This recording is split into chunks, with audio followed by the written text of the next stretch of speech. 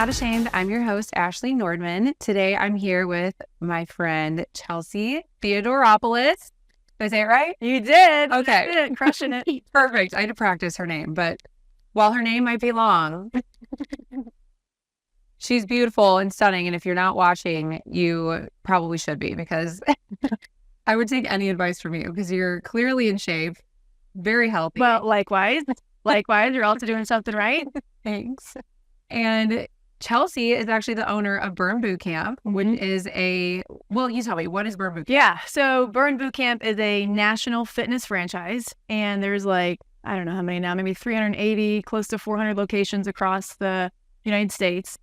And we are headquartered in North Carolina, but we are primarily focused on empowering women. And we believe that if we can inspire and empower mom, which is typically the nucleus of the family, or working women, or female in general, then everybody else around her will rise as well. Oh my gosh. You got goosebumps. Yeah, yeah. Okay, tell me more. So she really is the circle of influence for those around her. And so we have a mission to empower women, and we do that through strength training and burst training, through cardio. We're 45-minute camps in and out, but we also offer complimentary child watch, and we do focus meetings. And so we're focused on the whole body, the whole being, and not just doing burpees and jump squats. It's so much more than just a workout for us. Yes. And I can attest to that because one of my best friends goes to Burn, and she convinced me to go. So I go sometimes too. And even though it's 45 minutes, by minute 44, you're like, is this over yet? Because it's so hard. It's intense. So intense. Yeah. And I feel like when I first started, me being an ex-fitness person, I'm like, oh, 45 minutes? What am I going to really, I'm used to working out for 2 hours back in the day when I was really intensely training. And no, I feel like you're 10 minutes into this class and you're every part of your body is firing. Yeah. Your focus, your high energy, the group atmosphere there is so awesome. I love how the coaches go around and slap your hand all the time, and they're coaching you. And it really is a community. I've seen her, my friend, I don't know if I should mention her. Maybe I will. Her name's Brie. She doesn't care. Brie, my friend Brie, she goes and she literally, I've seen her transform, not even just physically, but mentally. Totally. Because now she's following a nutrition plan. She's meal prepping all the time. She's checking in with her coach. I can tell what you guys do is working for people because they realize it's a whole lifestyle. That's exactly it. And it really is. I mean, there's so many great gyms here in St. Louis, and I'm friends with a lot of gym owners, right? So we really do come together for that community aspect. Where we're different is meeting people where they are and focusing on the physical, mental, and emotional piece of that. And there's times that as a member, because that's how I first started, that what I needed more than my physical being to be strong or to find my abs or to get bigger biceps was the emotional. I needed someone to catch me. I needed someone to catch me when I was in my darkest days. The accountability piece. Yeah, I needed the accountability. I needed the positivity. I needed the mindset shift. I needed someone to just speak truth and life into me. And that's where within Burn Boot Camp, we're so relationship focused that we get to know each person, their goals, what motivates them. And then we can, whisper in their ear when they're working out and remind them why they're digging deep and remind them to keep going. Yeah. So it's cool. It truly is life changing, and it's changed my life. And that's why I'm so passionate about, paying that forward to other women and men as well. Okay. So you were a member first. Yes. And then what? This changed your life. You're like, I want to do this for myself and move to St. Louis and start it here. Yeah. Okay. Pretty much. Yeah. And it's still changing my life. It's still transformative for me. So I started in I don't know why I can't remember this. I started in 2015, right after my daughter was born. She was born in 2014. I started just a couple months later, 2015. And at this point, I was in a fairly dark place in my life, in the sense that I had 2 very small children at home. My husband was at the peak of his entrepreneurship journey, and he was incredibly stressed out. And our marriage was fairly new, but we were drifting apart already. And his mother, we moved her mom in. She was terminally ill, and I became her primary caretaker. Oh my God. And so I just felt like the weight of the world on my shoulders, taking care of these 2 small children, taking care of his mother, and also trying to support my husband when our marriage was kind of fizzling at the same time. And so I joined Burn Boot Camp a friend had invited me along, and I'd always been active. I always loved fitness. And I guess a part of me was just trying to get a piece of myself back.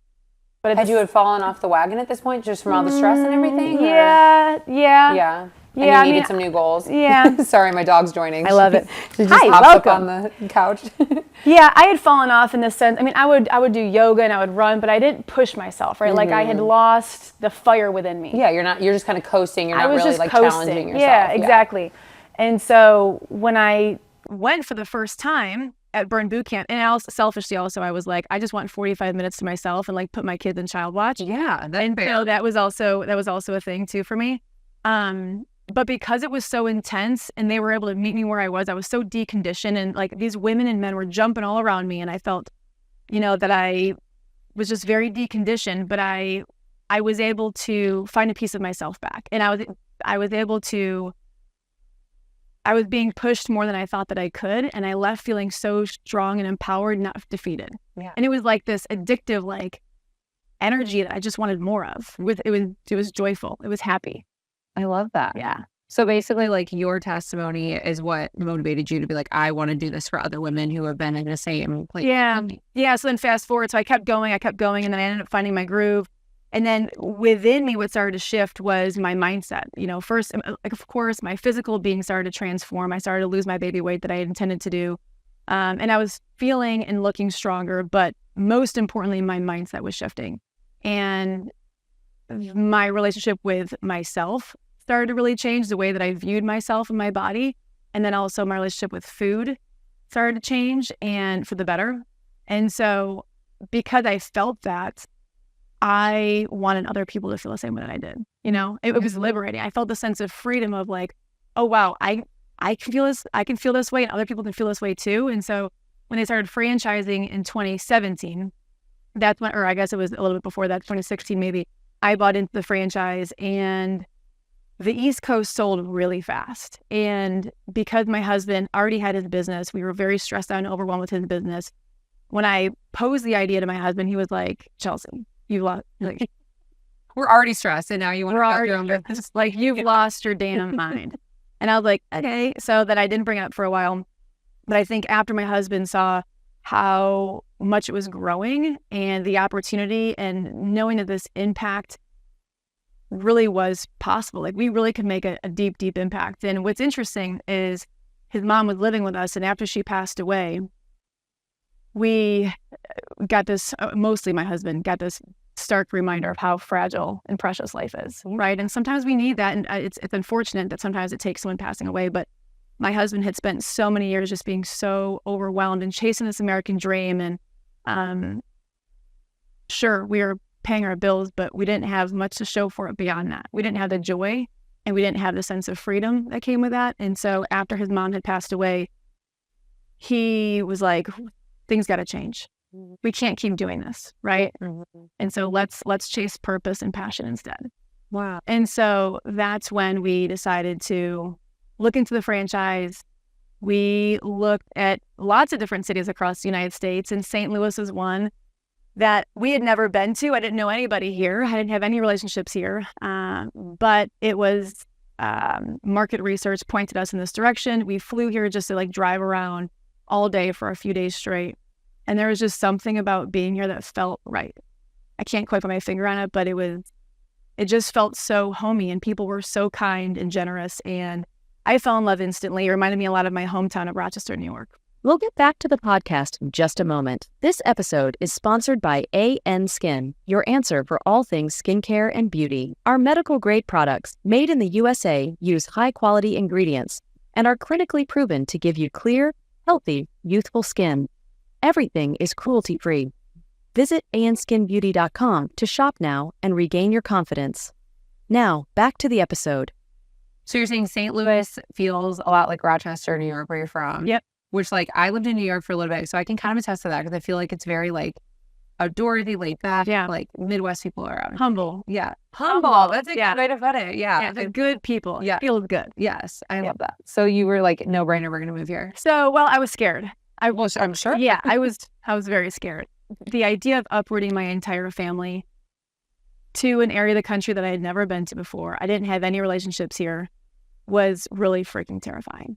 It was really, really scary. But I kept an open mind and an open heart. And I first left North Carolina on October 27th of 2017. And I did that with intentions in opening up my first location, which was Manchester in Baldwin. Yeah.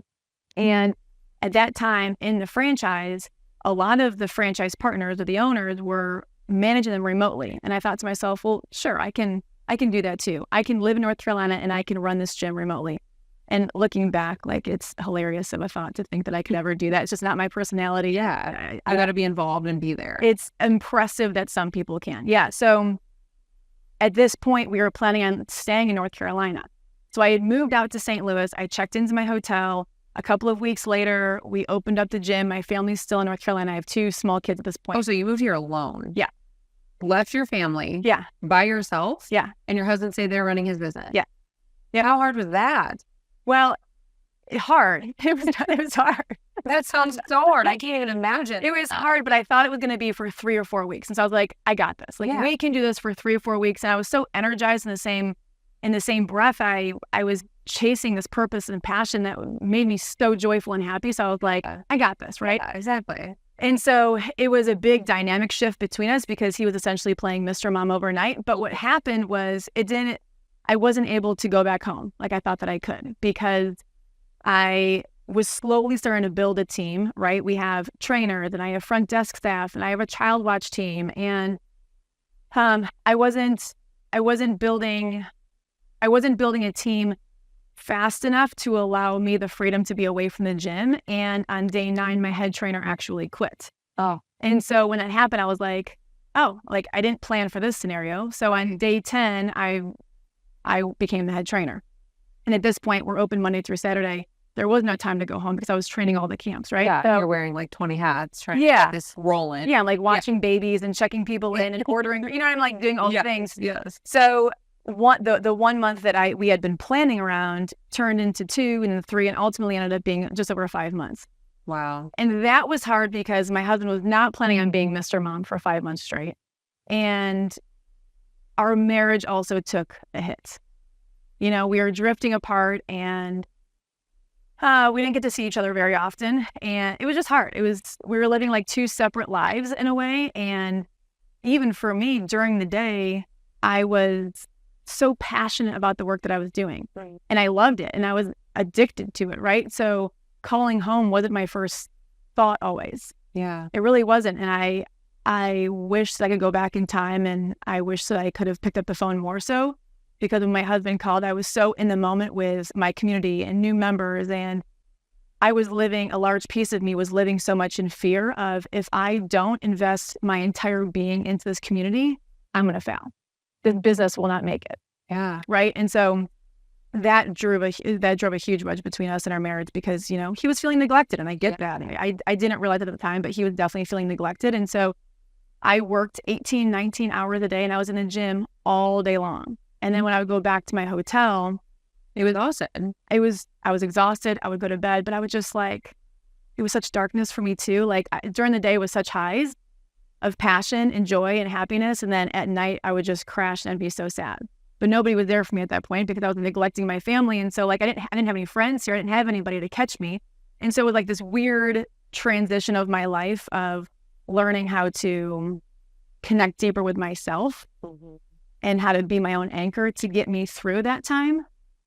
So that was interesting. And I have a lot of regrets from that time period too. I mean, I have a lot of things that I did really well that I'm proud of, but I think what people don't see is how much at the cost of me pouring so much into my community and into my gym, I neglected a lot on that.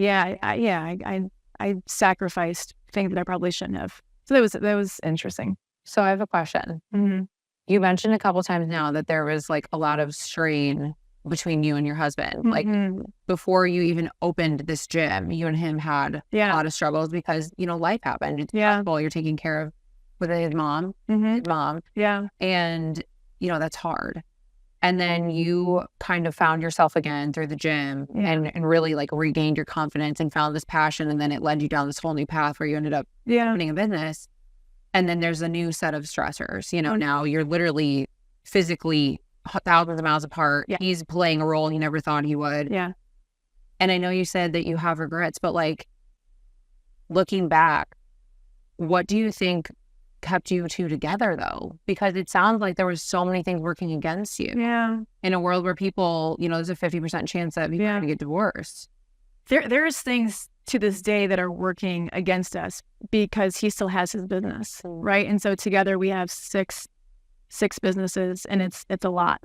But I would say what has kept us together, and I feel so strong in where we are today, but we have fought so damn hard. We fought really. Just never gave up. Never gave up. And there's been points in time that, there's actually been one time that I was like, you know what? I'm done. I can't do this. I'm exhausted. I'm exhausted from fighting. And we were able to make our way back to each other. And I think because we had such a strong, solid foundation initially, we were able to borrow against that foundation for a while. For many years, we were able to borrow against that until ultimately that foundation had cracked. And for us, what has helped us navigate back to one another is doing our own work individually, right? And getting really clear on what is it that we want in our life, and do we still have the same North Star? Do we still want to head in the same direction? Do we still have the same dreams together? And I think when we were able to get clear and the answer was still yes, then now we can be on each other's team. And I feel like for the first time in many, many years, him and I are cheering each other on, trying to get that North Star together and faster, and enjoy the journey while we're at it. Whereas in the past, with him having his business and me having my businesses, we've been fighting against each other and almost having like this war of who's busier, or who needs to be at their computer longer, who's up for doing the dishes, right? Not me. And so we had this constant tug of war of whose work was more important. And the reality was no one's work was more important, right? What was most important with our marriage that we were failing to pay attention to all along. So I think that was the biggest shift for us, is just not letting work be the number one and allowing our marriage to be the number one. And when we got our own priorities intact, everything else so far has been falling into place. So when you think back on the things that you regret, was it just that you weren't focusing on your marriage first and everything else second? Yeah. I was resentful that he didn't understand, right? Of like, I had supported him for so many years in his business, and I felt like it was now my turn, right? He had passed the torch to me. He allowed, not allowed me, but, we were opening up my businesses, and, now it was my turn to have my purpose, and I wanted the same support. But it wasn't, I was comparing apples to oranges. Yeah. Exactly. It's a totally different phase of life. It was totally different. Our priorities as well. Yeah. Our children. Yeah. It was totally different. And yeah, we had two small kids at this point now. So our needs were changing. We weren't cheering for each other. And, I felt like he was being unfair because he wasn't supportive, and he felt like I was being unfair. And so it's like just the resentment started to build brick by brick. And until that wall got so big that we were just coexisting, was when we had to look inward and say like, whoa, we individually have to do the work for us to make this work. So what does the work look like? What do you do to keep yourself happy? We've been slowing down. Slowing down? Yeah. Which is so hard to do because we're both very... Are you super type A like me? Yeah. Like you put like your self-worth and what you accomplished. Yeah. Like that list you write and then cross off every day. Yeah. Yeah. It's hard. Yeah. Him and I are both like that. And it's been redefining success has been a big piece of that for me, right? Of there may have been a point in time that I would define success and what I can accomplish and how the energy that I'm pouring into something. And I love to create, I love to build something. So building up these gems from the ground up felt so good, and seeing people come together and seeing people's all of that felt so good. But it wasn't the only definition of success that I had, right? It was also my connection with my kids and how much time I'm spending with them. And so, and the quality of my marriage and the quality of my own thoughts. And so I've had to redefine what success looks for me. And a part of that is shifting my priorities and changing my boundaries too. Where I used to take meetings all day long, and I don't do that anymore. And I'm pretty protective of my time, and I'm out at the bus stop with my kids in the morning, and I'm making it a priority to pack their lunches, not because I have to, because I want to. Like those things that bring me those little bucket fillers every day, those are the things that I'm fiercely protective of. And so that's been really helpful for me, of slowing down, being clear on what it is that I want in my life, And it's also just solitude as well, like meditation, digging deep and like letting go of old baggage and stories that I've created in my head that have held me back. Yeah. That's been a part of it. And humbling. Like, I feel like when you start like prioritizing your overall just like being and trying to be as happy as you can, like you're like an onion, you're like unpeeling all these layers, and you start finding like things that you had never that you had never discovered before. You're like, oh, maybe I am the problem sometimes. Oh, it's me. I'm the problem. I'm the one that's an anxious mess and creating my own like chaos, I had to like undo a lot of things for myself too, to find a new path, because if I kept doing what I was doing all along, I was just going to end up unhappy. That's exactly right. Oh, so it's a lot of like awareness and honesty and just kind of shifting your focus. And sometimes it's harder to like rein it in than it is to like go full steam ahead. But like you said, your time is precious. And when you don't protect that enough and you have no boundaries, you end up just, the wheels fall off, I feel like we are so alike in so many ways. Like, we're both entrepreneurs. We're both very into health and fitness. We're both moms. And I'm sure because we are so similar that a lot of people look up to you and ask you for advice a lot of times on like how to get healthy, how to get your mindset right, like how to, turn your life around, really. Because a lot of times when women are struggling, like they kind of are, they're not going to say anything until they're in a place where they literally feel like desperate almost. Because I think a lot of us women, like, we struggle, but we struggle alone until we're finally to that point where it's like the breaking point. Like, I'm about to become clinically depressed. Like, I am overweight. I am so far gone from like who I am. I am finally like ready to change. Like, sometimes you just have to wait till you get to that like breaking point, you know? I see so often that women and men, it's natural for us to drift in life, that we just go by the tidal wave of our life, but it's other people's expectations of us, and it's other people's plans for us, and we often lose ourselves in the process. We lose what it is we really want, right? And that often comes with fitness too. And fitness is hard, and so it's easy to put on the back burner and say, oh, I can't do that right now because so-and-so needs me. It doesn't fit into my schedule, and it's not a priority. Yeah. And then, like you said, it gets to the point that you become so sad and empty and depressed on the inside. They're like, something has to change.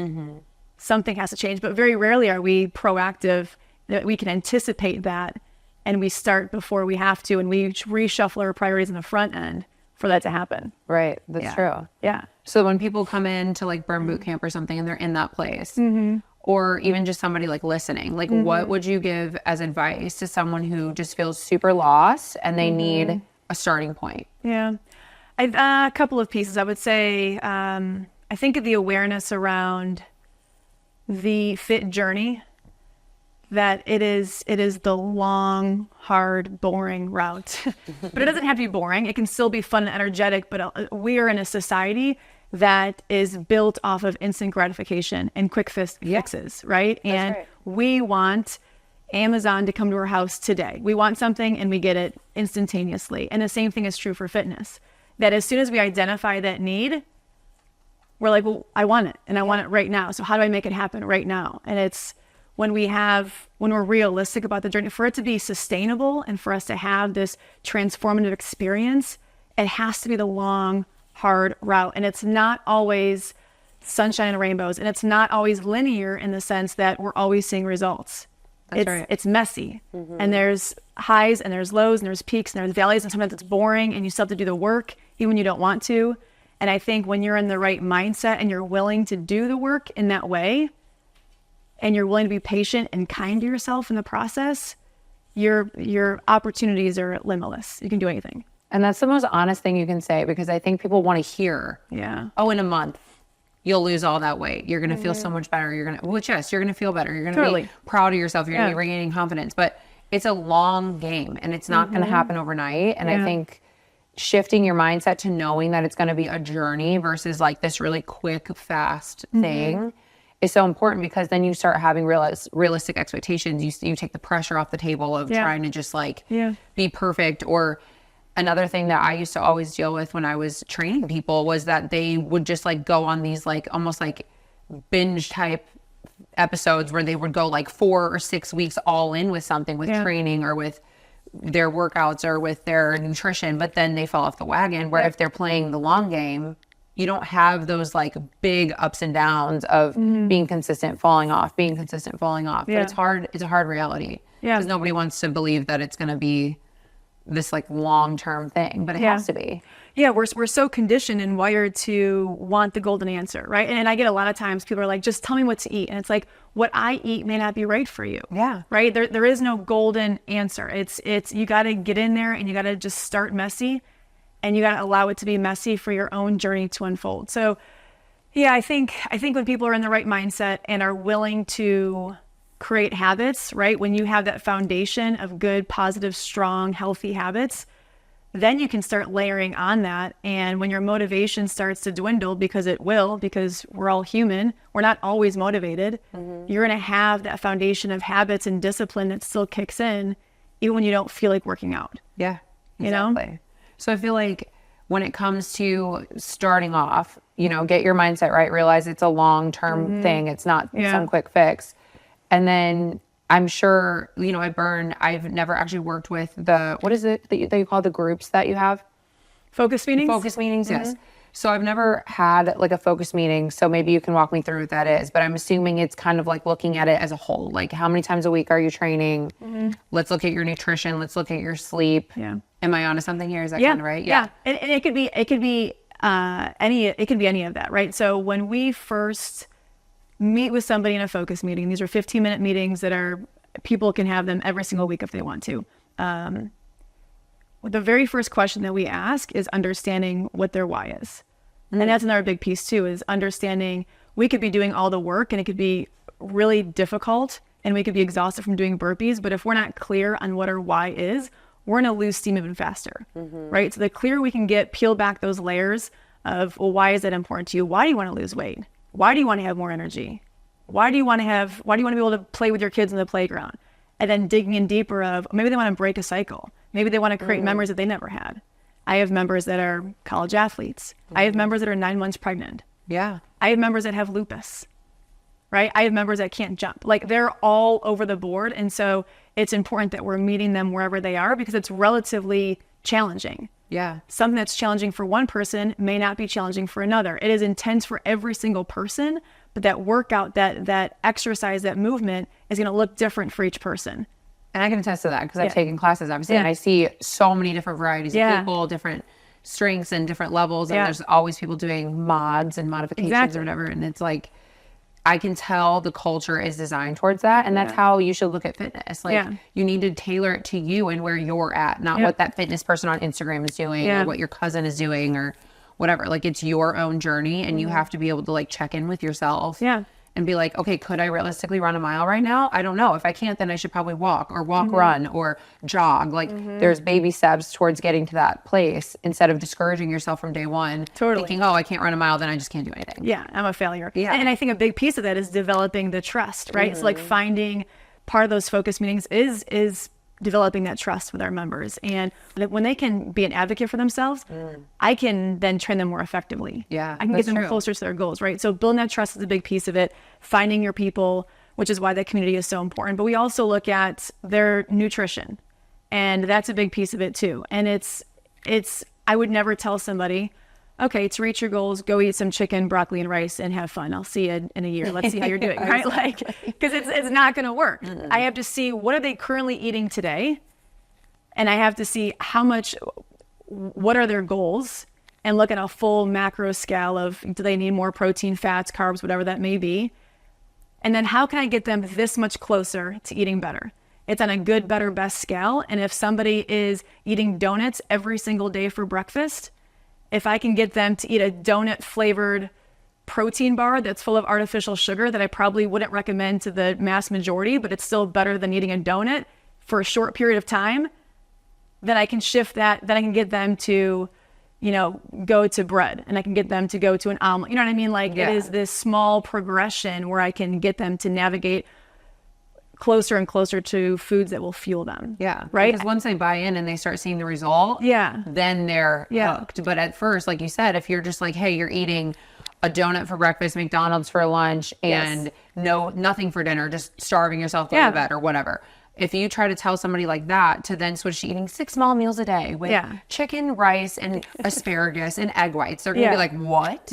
Like, there's no way, because it's just such a big, it's so far away from where they're at that it doesn't feel achievable. Exactly. So I love that you take like these baby steps. You know, a lot of our role is just listening, understanding where they are, meeting them where they are, and then making very small changes. The goal for us is that we are making such small changes that they can look back for the past 6 months and be like, wow, I made huge change in 6 months, and I didn't even realize that I was making these teeny tiny sacrifices. Yeah, like the bite-sized goals like add up. So then it's like overall you see this huge change, but it was like slow increments. Yeah. Do you feel like most women that come in like with nutrition, for example, like are not eating enough protein? Yes. Yeah. I feel like that's the big thing. That's what Brie told me, my friend who goes to Burn. She's like, so I learned I don't eat enough protein and I need to start eating protein at every meal. And I'm like, yes, you probably should, because she wasn't eating any. And so now she's like consciously making sure that at least at breakfast, lunch, and dinner, she has some sort of protein source. And like she's built so much more muscle just from doing that. Yeah. And it increases your metabolism too. Obviously helps you stay fuller,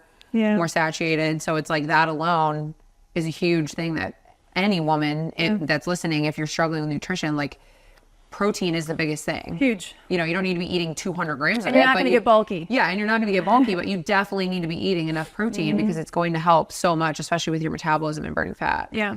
Right. If you're in the gym and you're doing a lot of strength training, you're trying to build lean muscle mass, but you're not eating enough protein, you're not going to go very fast, very far. Yeah. Right? That's true. Yes, exactly. So a lot of that is us listening, understanding what it is they're currently eating. And then sometimes, you know, people are going through really dark seasons in their life that we need to catch them emotionally. And maybe for them, their goal is not focused around nutrition, but it's around consistency of, I just need the community support. Yeah. Keep me accountable to coming 4 to 6 times a week. So what does that look like at Burn maybe? Are you having coaches check in with people if they're not showing up? Yep. If they're like, hey, make sure I'm here 4 times a week, and then they're not coming, you'll like we'll call them or... Yep, we'll do that. Yeah. That's awesome. Yep. And then they feel like you care. We do care. Yeah. Yeah. Yeah. Because you do. Yeah. Certainly we do. Yeah, exactly. So women listening that might not be a part of Burn, find an accountability partner, if I could say it. Yeah. Find an accountability partner. So maybe like find someone that's a close friend of yours. And that's the hard part though, is asking like, hey, can you make sure I go to the gym 4 times a week? And if I don't, call me out. Like that's actually really hard. I know for me anyway. It's because it's asking for help. And it goes, it's like awkward in our DNA as women to not want to ask for help. And a lot of it is like a pride ego thing, but it's like when we can show up more humbly for ourselves and we can ask for the help, our life becomes so much easier. Yes. So much easier. And people want to help you. Like you always feel like you're a burden. And if you really look at it, like you're giving someone an opportunity to feel great. Because I know when I help people, I feel great. So when people ask me for help, I'm like, oh, thank you. I'm so glad you asked. Yeah, it feels good. But then I'm like the worst person ever at asking my friends to help me. And it's like, they want to help. Yeah. You just have to ask. And if you don't ask, I was just on a call earlier. I'm trying to remember what the girl told me. She was like, when you don't even ask, it's already a no. Yeah. And I was like, that's true. It is. So it's like, if you just want help, all you have to do is ask, and your chance of it being a no is a lot less. And more than likely, they're going to say yes, because who's going to say no to helping you become better?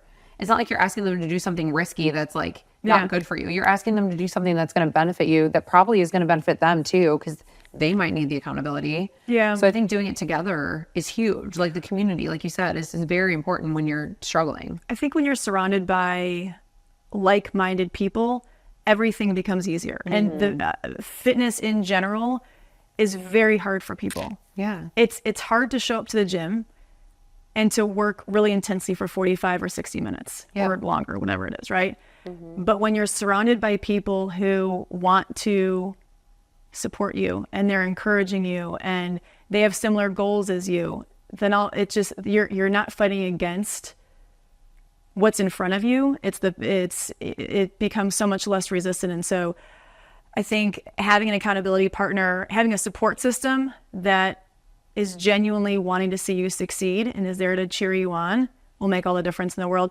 We have in each of our gyms, we have a Facebook members page. And there's many times that members they'll do a post and they say, I want to come 4 times a week. Can I have an accountability partner? And people will link up, and that happens all the time.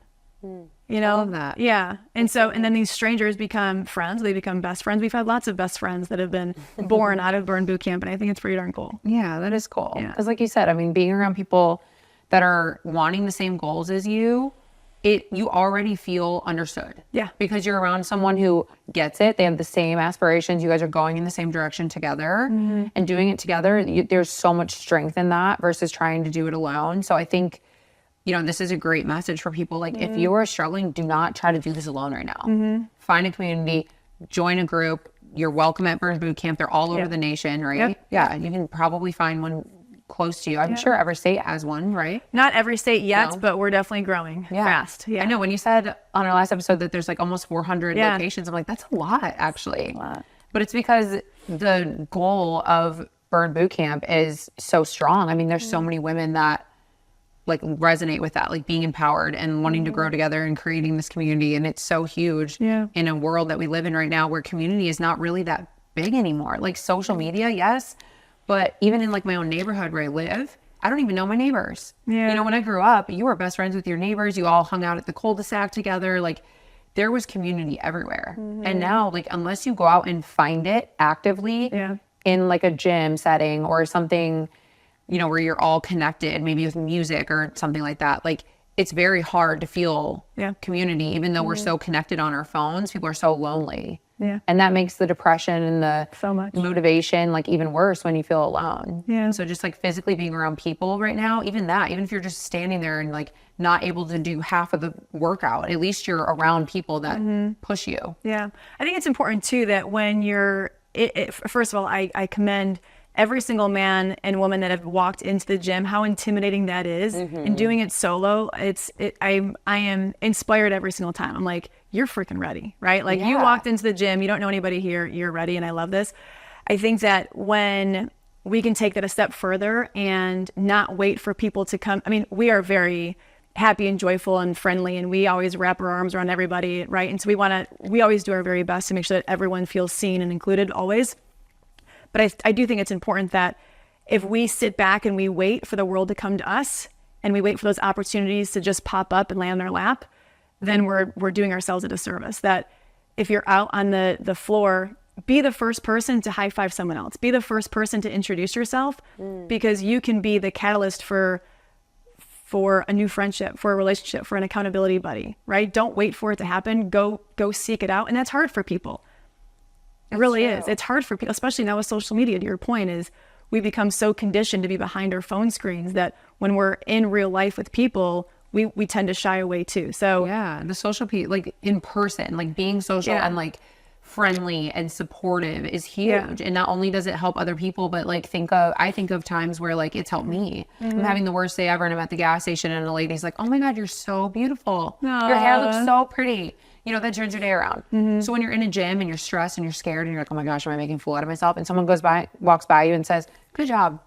Or like gives you a high five. Yeah, like it feels those good. Little things like really make a difference. It can change your whole day around. And why wouldn't you want to make the world a better place and make people better? So like even if maybe you're not struggling with your fitness at all, that's an opportunity for you to be able to help other people who might be, so they feel welcome or they can approach you. Totally. Yeah. What's interesting is the flip side of when we can find like-minded people in that community, right? Everything becomes easier. But the flip side of that is when you start a new fitness journey and you don't have supportive people around you, that tension and friction is created. And I think that is very normal. It's very common, and it's very, very hard for people because I see this a lot, right? Where if I have a new member that's beginning and they're starting to see all of these results that are happening, and if they are not properly equipped with the right support system at home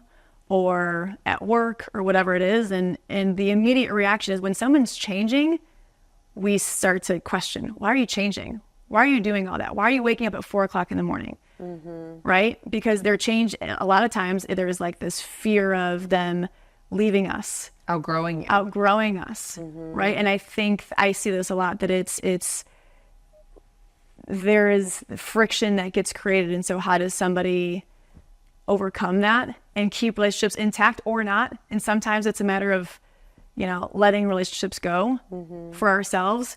But I do see sometimes when people are successful in their fitness journey and they're feeling so good, they're feeling so empowered. And for the first time in many people's lives, it's the first time they're loving themselves. But other people around them aren't approving of that they tend to, then they hold back, right? Like they're doing something wrong because their family isn't supportive or their friends aren't supportive. So then they start to say, okay, maybe I shouldn't be doing this. And it's so sad. It is sad, and it happens. But staying true to why are we doing this in the first place? What truly is our why? And staying so anchored in that and not budging, I think, and just pushing through the hard stuff. And sometimes the hard stuff is relationships. That's right. It is. That's so hard. That's so sad. And it's so true because I know I've been in the fitness world on and off for years. And I feel like I resonate so much with that because you just sometimes trigger people, unfortunately, when you start doing things for yourself too. And you worded it so much nicer than me because it does cause friction. And I think sometimes people are genuinely like fearful you're going to like change and they loved how you were before you changed. And even though you're changing for the better, like it just can freak people out because as humans, like sometimes we resist change. So I understand. Yeah. Like concept. if you're my girl that we like to go drink until 2:00 in the morning and now all of a sudden we're like, where's my party buddy? Exactly. I'm mad. Exactly. I miss you, right? Right. And it's like, I get that. I totally do. But I also think like on the same wavelength here is like some people will kind of hate on you for it because they see you going after something that they're too afraid to go after. Yeah, that's true. And that's maybe where, like you mentioned, it's time to maybe weed out that relationship because they're maybe not really actually good for you. Because if they're not going to be supportive of something that's making you happier and better and a better role model or whatever it might be, then, are they really actually clapping for you when you're not in the room? They might not be. And sometimes that's just the realization you have to come to when you start bettering yourself. Maybe you realize that you had just maybe been around some people that weren't always actually there for you in the first place. And now this is an opportunity to like surround yourself with better. Totally. And that's a hard reality, especially like, I'm in my 30s. I'm assuming you probably I'll be 39 soon. Oh my gosh, girl, you look amazing. Oh, I was thanks. like, you're probably like my age. I'm almost 32. But yeah, I feel like once you hit your 30s, like that's where you really start realizing, like, are people on my team or not? Yeah. And that's a big deal because you have to be very protective of who influences you. Because I only want to keep getting better. I don't want to go backwards. Yeah. And it's I guess I mentioned it too of like there's in the spirit of wanting the quick fix. If somebody is concerned if they should eat their banana at 7:00 in the morning or 8:00 in the morning, it's like it doesn't freaking matter. Just eat the banana. What's more important than your banana is the people that you're surrounding yourself with and your mindset and your consistency, right? And like understanding why you're doing these things. Like once you get those foundational things in place, then sure, like if you get into the bodybuilding world, then when you eat your banana might make a difference. Exactly. But for now, just eat the damn banana. Yes, I really agree with you there. Okay, so we touched on being realistic and understanding that like it's a journey, it's a lifestyle. It's not going to be like a quick fix. We've touched on nutrition. The people that are in your circle, that's huge. What else do you see when people walk in that are struggling? Like, is there another common thing that you're seeing people, like women especially, that they struggle with that is impacting their fitness or happiness? Well, the general theme is confidence, right? I mean, it is our mission to instill confidence wholeheartedly. That's what we do. And we want that confidence that we build inside the gym to go out in the world and transcend in other ways. And so, so kind of like when you were talking about trusting yourself and building trust, like 'cause that's huge to me. And you're not going to be confident if you don't trust yourself. Yeah. And it doesn't happen overnight, right? And that's where the patience piece comes into play. And so a lot of time we will self-sabotage. That's human nature, right? And that is a piece that will often hold us back is if we start to see results and success, it makes us scared because it's different and it's changed and it's new and we're not worthy of that. So we kind of hold back. And you have to hold yourself now to that standard. And what if I fail? Yeah. Scary. Yeah. Right. So I think these deeper questions of like, what would help somebody, they feel very philosophical and like abstract, but it's I see it all the time of the confidence piece is most women don't have a high level of confidence. And we use fitness at Burn Bootcamp to help build confidence, but knowing that it's not about the fitness. Right. It's about having the confidence to go apply for the promotion that you never thought that you could have. Right. It's about having the confidence to let toxic relationships go, or to go seek out new relationships, or whatever that may be in your life. So that's one answer to your question. I love that, because it's not even about fitness, like you said. It's, okay, can I show up every day at 5 a.m.? Yeah. Can I do the 5 burpees they're telling me to do? Like when you repeatedly do have habitual things over and over, or even just push yourself and see yourself win, those small wins are what builds your confidence, because you start going, oh, I can do that. I can do that. Oh, I can show up on time. Oh, I can follow through. You make promises to yourself and you keep them. Yes. And that's the piece that I think people don't always understand. And I try to like repeatedly say that a lot of times on my podcast, is like, if you aren't confident in yourself, you have not given yourself promises that you have kept then, because you're always breaking them. And in the back of your mind, you're like, I'm not going to do that. Yeah. But it's like, no, say what you're going to, or say what you're going to do and then do it. Yeah. And then when you repeatedly do that, you build confidence, and it has to start small. Okay. Every day I'm going to drink 1 thing of water. Yep. Okay. I did it. Small. Cool. Yeah. And then you can start building on that. And then your dreams become bigger. Yes. You start having bigger promises. Yeah. It's like a compounded interest thing. It's like, it just builds. And so I think that's so important that everyone at Burn recognizes that, because it's not about the workout and sweating and all that. It's about committing to yourself. And then that carries over into all other areas of your life, which is so important as a woman, as a mother, as a friend, at whatever you are, because when you can be reliable and self-reliable, you're kind of unstoppable, because you know that no matter what you do, you're going to actually do it. That's exactly right. That's huge. Yeah. We use fitness as the portal to transformation. And it is so neat, and it's so rewarding to see. And we have so many couples too that come in together. Like it's so badass. It's awesome. But we have so many members that come in, and they're doing the freaking work, and they're showing up for themselves. They're building their confidence. And the way that they carry their bodies is different. Their mindset is different.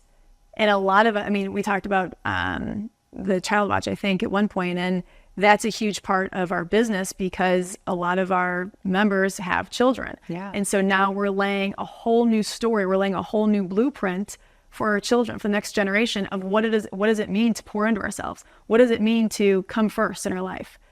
Because usually we come last, especially as women, and we think that we're being selfless by coming last, and we're being so generous with our time. But the reality is if we're not pouring into ourselves first, we're not actually reaching our fullest potential in how we can take care of other people. That's right. And you have to set the example. And I think it's important, like, even though they're, at child watch and they're not necessarily watching you work out the whole time, maybe it's still the repeated exposure of, oh, well, mommy's got the gym right now. It becomes normal. Yeah, it becomes part of life. And then all of a sudden when they're 8, 10, whatever, they're like, well, I want to be like mommy, and I want to work out, and I want to sweat like her, and I want to see like, all the friends she's built from this. I want friends like that. And like, it matters. I remember seeing my mom go to the gym and watching her completely transform, and that motivated me. I'm like, well, I want to go where my mom's going. I love that. Yeah. So she was a motivation for me with getting into fitness, because I saw how much it transformed her.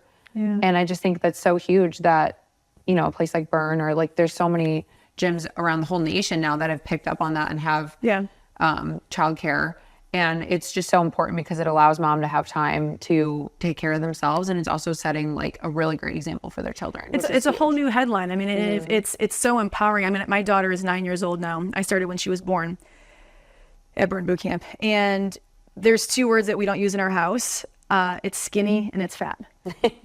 I mean, I love that. We just don't. And I would rather have them drop an F-bomb before they say fat. Yeah. Unless they're eating fat, right? Like, that's a different use of the word. But my daughter has the ability, of course, to be so influenced, and she's going to be.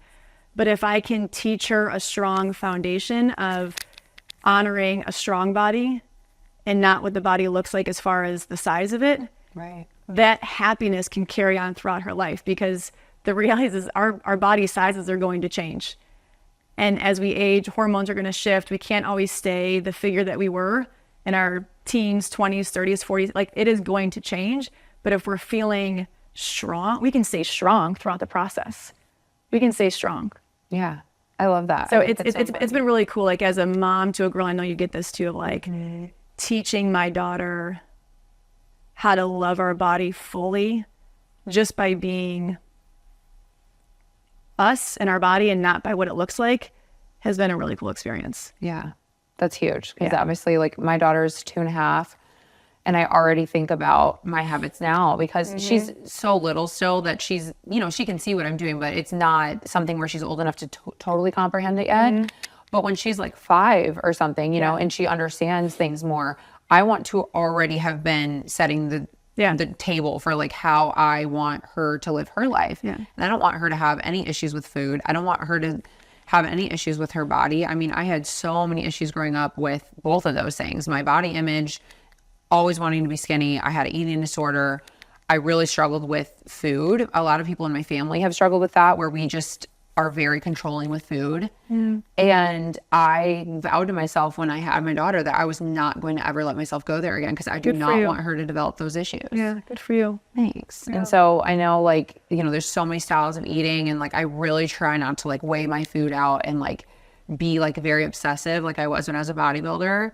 And I go through periods where I'm like trying to like rein it in and I'll start like weighing my food again or like tracking it and stuff. But at the end of the day, like I really just want to get a grasp on it where I just can make healthy choices, maintain my body weight and like not, you know, binge or eat super unhealthy, just make really healthy, conscious decisions. Yeah. Because that's what I want for her. I don't want her obsessing over an app or weighing food out or like thinking needs to be smaller all the time. Because that's how I always felt growing up. Like I needed to be so skinny and like this perfect zero. Yeah. And I just don't want that for her. I really bring it back to the feeling with my daughter of, or the output, right? Like she'll ask me often, which I love. She's like, "Hey, mommy, can we do our 50 V-ups?" Like she's in gymnastics. Oh my gosh, and so we'll do our V-ups together. But she's doing her V-ups so she can be better at gymnastics. Like that's the output for her. And when she does that, she feels strong. She feels confident. She feels better. Versus, "Hey, mommy, can you do 50 V-ups with me so I can get abs?" Like it's not even a thought in her head. Yeah. Because I didn't teach her that, right? It is all about like, what can she do with her body so she can land to a place of the emotion that makes her feel better. Right. Just bettering herself, not like the physical piece in terms of like how she, like her appearance. It's more focused on like her athleticism and like being a better athlete and that kind of stuff. And I think that's so important because you're still doing the same thing. You're just reframing how and why you're doing it. Yeah. The intention is different, right? Intention. Yes. Yes. I love that. I'm going to keep that in mind because that's so huge. Like for me, as I raise my daughter, I want her to understand the intention behind what we do is to be healthy, to be happy, to like move, to be strong, not to be a size 0, not because we, you know, hate our bodies or to torture ourselves or something. And it's a very big shift, but it makes all the difference. You know what? And as a parent, it keeps me on my toes. And as your daughter gets older too, it will for you also. Even for my son, I have to be extra aware of the things that I am saying in my head and out loud, or when I look at myself in the mirror. I'm like, I have these little bodies that are looking at me, and I best be on my best behavior as far as what I'm saying to myself. Yeah, that's right. It holds you accountable. It holds me accountable, and then all of a sudden, it's like whatever thought I may have had, it becomes a habit of. It truly is only a positive self-talk. Yeah, exactly. I feel like it's been like a blessing because having a daughter, I quickly like put myself in check if I start noticing myself like wanting to be negative or something, because I'm like, no, I owe it to her to show her that mommy's proud of mommy's body. Like we can be beautiful, strong, happy, perfect the way we are. You know, we don't have to be this like supermodel or something crazy and hold ourselves to the standard that is unrealistic. And so it is a beautiful thing. Like I love being a mom because I feel like it's helped me so much with my own stuff. Like I've gotten over my body issue stuff, my food stuff, all because I just don't want her to have to ever struggle like I have. And I want her to see me being confident and strong in the ways that I live my life. And that's huge. So yeah, I'm glad we agree on that because I feel like we probably, you know, come from similar paths that we talked about. And so it's just super important for us to like you kind of said earlier, like break a chain and like become like our best selves so that we can have children that grow up that same way. It's hard, man. It's hard stuff, but they keep us accountable. And it goes back into our why. Yeah. Right? It goes like, I want to be the best blueprint for my daughter and for my son so they can grow up feeling so confident and not put our self-worth in what our body looks like. I love that. I'm literally going to write that down because I feel like that is literally my why also. And I've never actually asked myself that exact question, but I like subconsciously like knew, you know, but then like hearing you say that, I'm like, I need to have a why and like write it down or remind myself of it consistently because then it'll just keep me in that right mindset Always for how I want to raise my child in my household and how I want her to live out her life. Yeah. And that's the whole point. It's like, you have to do it for a bigger purpose because if you don't, like you'll lose steam really quickly. Absolutely. Well, thank you so much for talking to me today. It was awesome to get to know you a little more. Like, I love Burn Boot Camp. I'm a huge fan, I'll definitely be. I'm sure I'll see you there again because I think last time I saw you, I was literally like throwing a med ball, and I was like, "Hey, Chelsea," as I'm trying to introduce myself. Hi, I'm Chelsea. Nice to meet you. I'm like just over here about to throw up. It's fine. Pretty sure it was like a conditioning day, and I was just getting my butt reamed. So no, it's funny. Yeah, anytime our doors are open too. I love it. Yes, I know. You guys have 3 locations in St. Louis area? We have 5 locations. 5, sorry. Yeah, we have 5 locations total: Manchester, O'Fallon, South County, Kirkwood, and St. Charles. Oh my gosh, you're everywhere. Yeah. So yeah, if you're local, make sure you check out Burn Boot Camp. And say hi to Chelsea if you ever see her there. She's amazing. So thank you so much for your time. It was so nice to talk to you. Always. Well, thank you guys for listening. And until next time, be loud, be proud, and be shameless. For more information, visit us at anskinbeauty.com to shop all our medical grade skincare,